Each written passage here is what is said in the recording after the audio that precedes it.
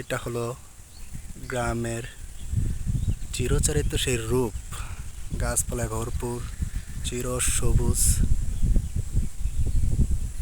বর্ষা মৌসুম।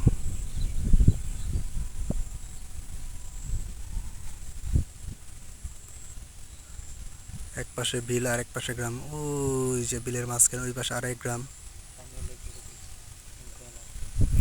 করাই গাছ, ওই যে দেখতে পাচ্ছেন বিলের মাঝখানে জাল দিয়ে মাছ ধরার জন্য একজন জেলে।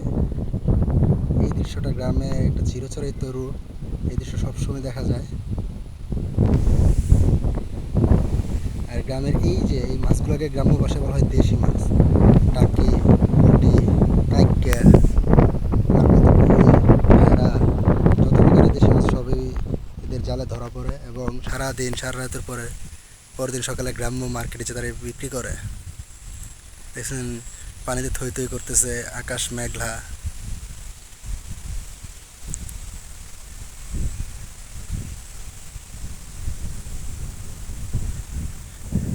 এই যে দেখেন দূরের ওই যে সবুজ পাহাড়ের মতো, এগুলো একটা একটা গ্রাম।